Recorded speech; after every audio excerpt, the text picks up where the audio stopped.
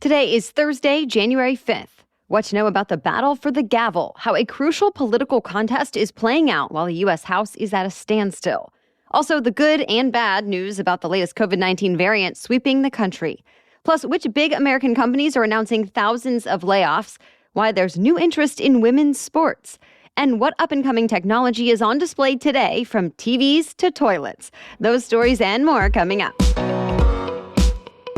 Welcome to The Newsworthy. All the day's news in around 10 minutes. Fast, fair, fun, and on the go. I'm Erica Mandy. Thanks so much for being here. You ready? Let's do this. Another day of negotiations and 3 more rounds of voting, and the U.S. House appears no closer electing a speaker. Republican leader Kevin McCarthy is still the closest one to the job, but he doesn't quite have the support since all Democrats and 20 GOP lawmakers are voting against him. Overall, McCarthy needs support from 218 lawmakers, but he only has the votes from 202 of them. Even Democratic Party leader Hakeem Jeffries has more, since all 212 Dems are backing him. Even still, McCarthy says under no circumstance would he leave the speaker's race. So he and his allies are busy trying to convince the conservative holdouts. Some have made demands about certain committee assignments or chamber rules. Others say they'll never vote for McCarthy, no matter what he offers, saying he's not conservative enough and too eager to make deals with Democrats. Meanwhile, the House is sort of in a state of chaos right now. Without a speaker, none of the members are sworn in, and technically there are no rules since they can't even vote on the rules package yet. But the speaker role in itself is important since the speaker decides which bills make it to the floor for debate. He or she also is responsible for negotiating with Senate leaders and the White House. And the speaker is second in line for the presidency. Meaning, if something were to happen to both President Biden and Vice President Harris, the speaker would become commander-in-chief.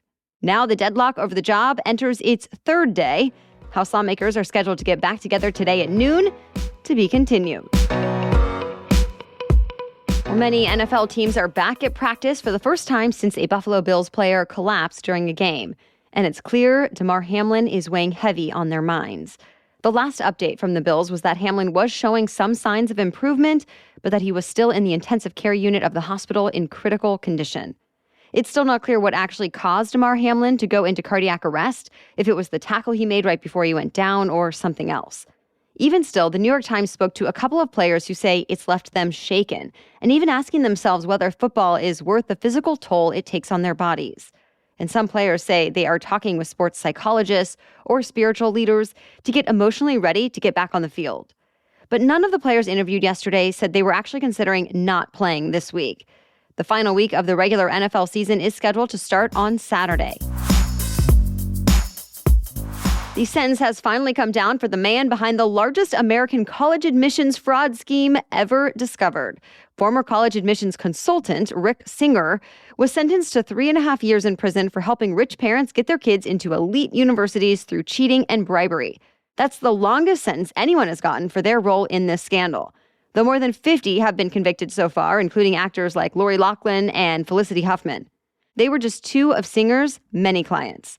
He admits he helped students cheat on their college entrance exams and funneled money from their parents to corrupt coaches as a way to bring the kids on as fake athletic recruits.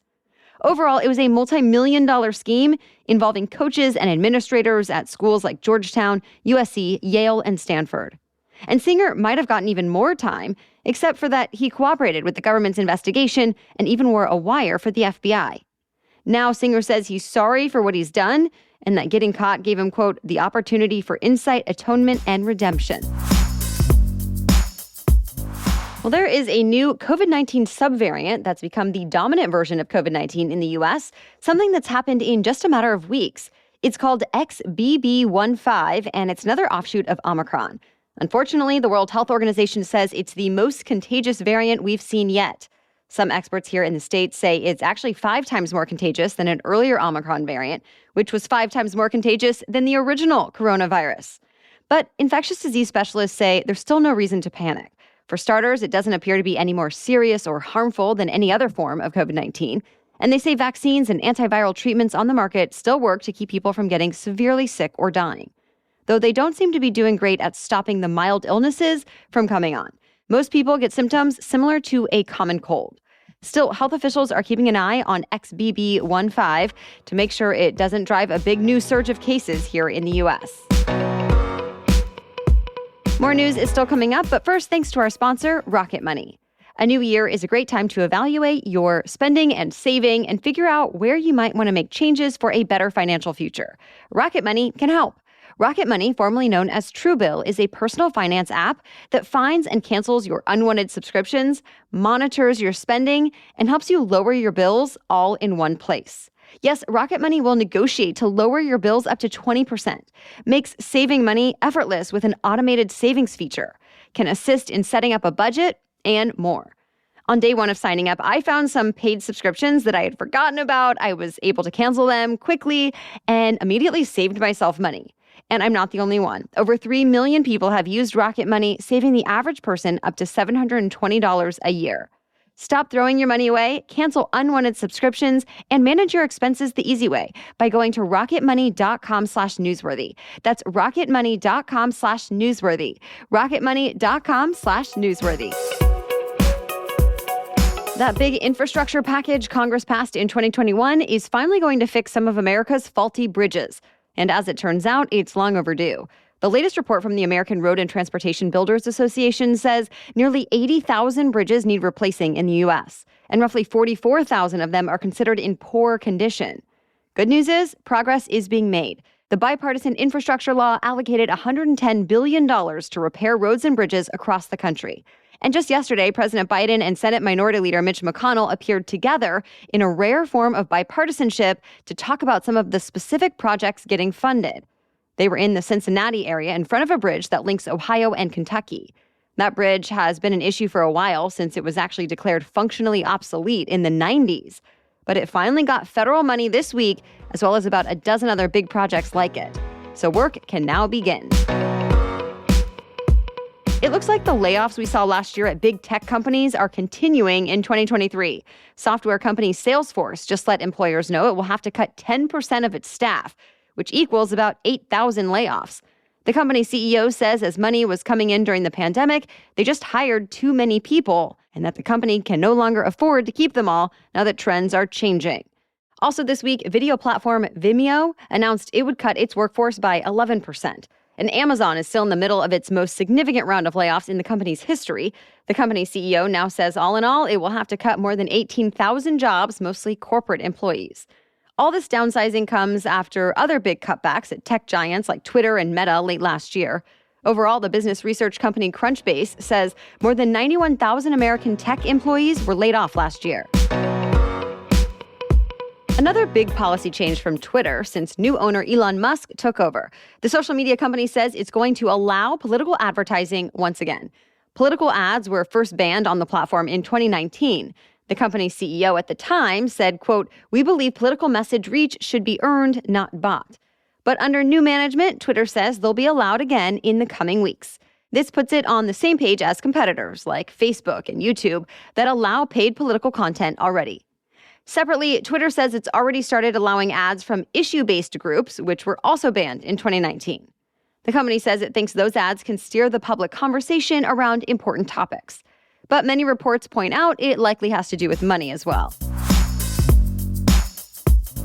If you have a lot of things to return after the holidays, this could help you out. DoorDash just launched a new feature that lets customers return or mail packages from home. A DoorDash driver can now pick up the package from you, then take it to FedEx, UPS, or the post office with either your mailing label or QR code.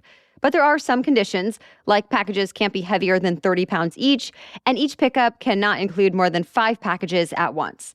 Each pickup will cost $5 for regular users and $3 for DashPass members. The biggest tech trade show of the year kicks off today in Las Vegas, setting the stage for all kinds of trends we'll be seeing throughout 2023. We're talking about CES, formerly known as the Consumer Electronics Show.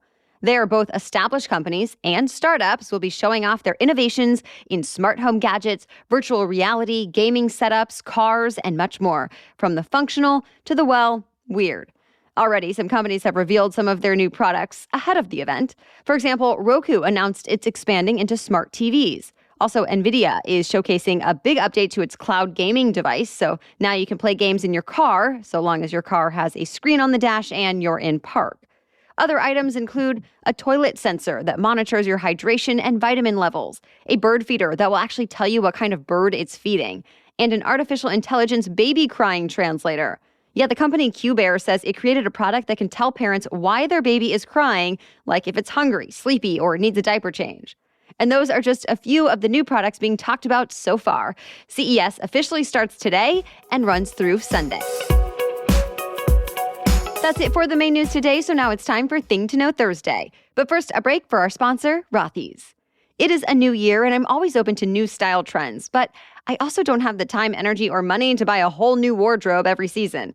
And that's why I love Rothy's shoes. I love that I can feel chic and trendy with Rothy's, and yet can wear them for years.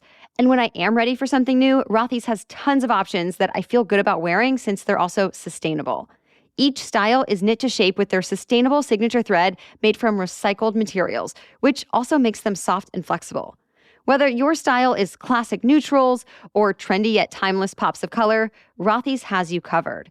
And don't just take my word for it, Rothy's has 41,000 five-star reviews and counting.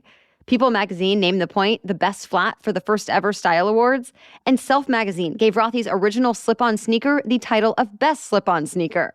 So for stylish and comfortable shoes, shop Rothy's. Get $20 off your first purchase at rothys.com/newsworthy. That's Rothys, ROTHYS.com/newsworthy. Okay, now back to Thing to Know Thursday.